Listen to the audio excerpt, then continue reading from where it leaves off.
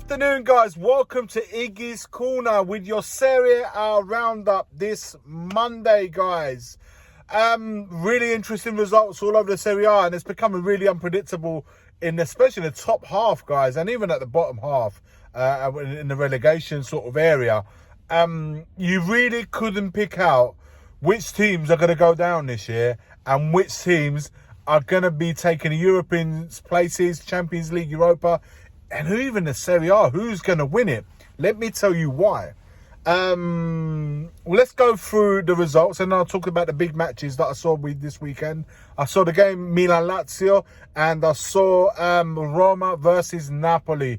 Very, very interesting games. Both of them I thought were very good games. The results of the Serie A.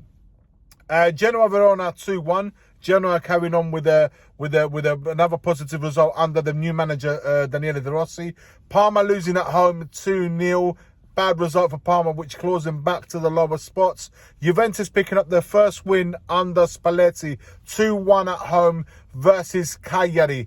Milan-Lazio. Milan winning the big match Saturday night. 1-0 with a goal from Rafa Leao. I'll talk about that game in just a second. Lecce-Torino. Lecce winning 2-1 versus Torino. Pisa-Inter taking a 2-0 win with Lautaro Martinez proving vital in the final quarter of that match. Atalanta-Fiorentina. Fiorentina carrying on a miserable run. Atalanta winning 2-0 under the new manager Palladino, who's doing really well. It's turning the fortunes at that club. Got Lookman going again after Juric got sacked, and now it seems they are back into winning ways. And of course, the big match last night, Roma 0, Napoli 1. Massive win for Napoli with a goal from Neres. I'll talk about that game in just a second.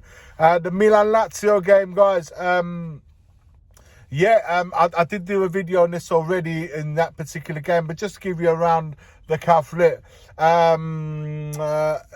Lazio, a good side. They should be a better spot than currently where they are now, which is in eighth place.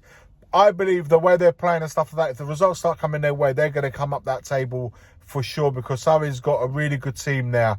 They had a massive chance at the beginning of the game. That could have been a completely different match had Magnan not made a save in the third minute from a big header. I can't remember the striker forward that hit that header, but Mike had to really stretch to tip that over the bar.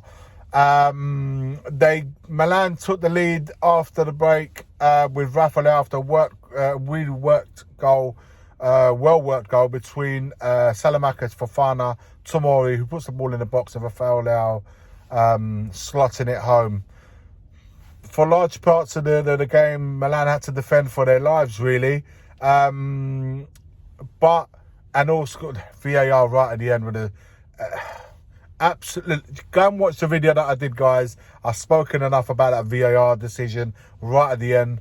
VAR calls them over, penalty, then the referee has a look at it, and they don't give the penalty, which they said it was a penalty, but because there was a foul before, it was just absolute pandemonium at the final minute of that game with the Milan manager Allegri getting sent off.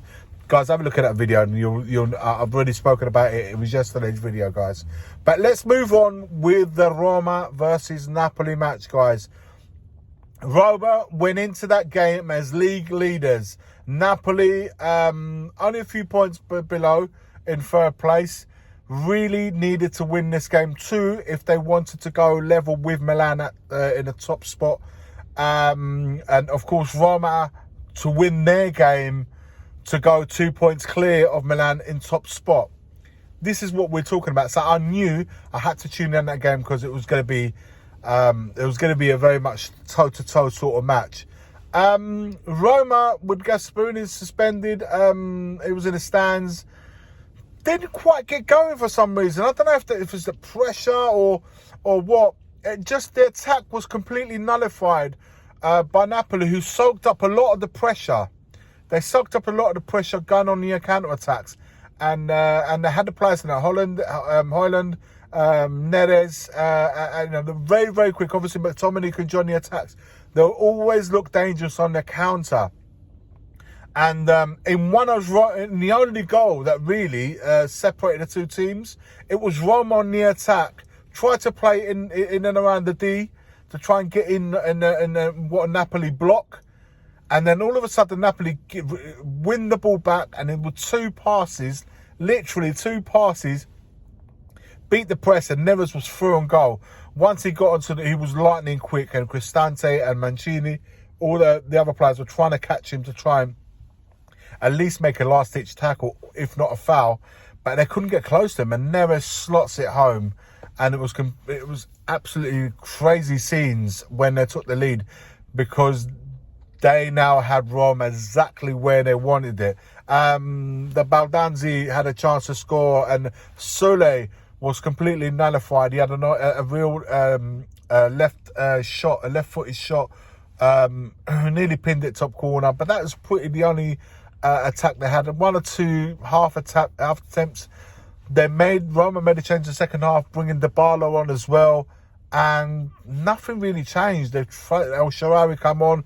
They really went ultra offensive towards the last quarter of the game. But Napoli proved to be solid in real Antonio Conte style.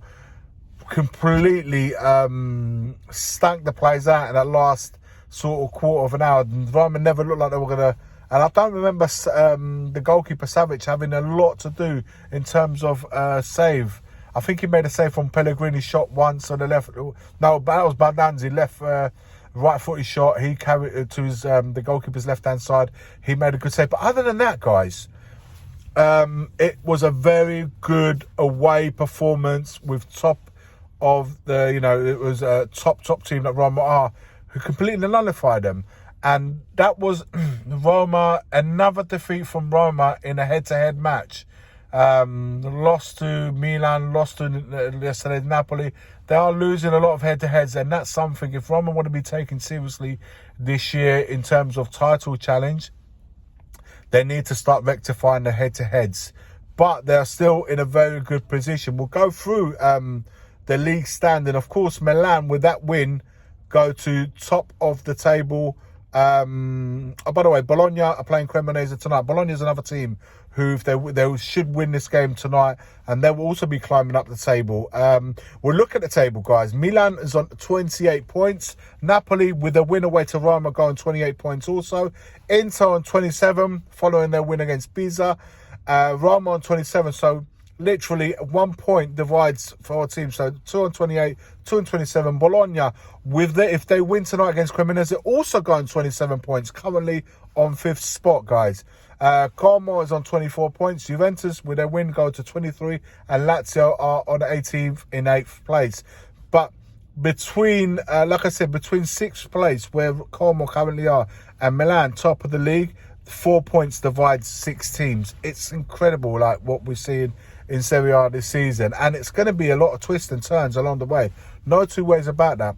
In the bottom half of the table, guys, Verona on 6 points, Fiorentina on 19th place on 6 points also, Pisa on 18 points, and that leaves Parma 17th, Genoa 16th, and Cagliari 15th, all on 11 points, so they could all be dragged into that relegation zone.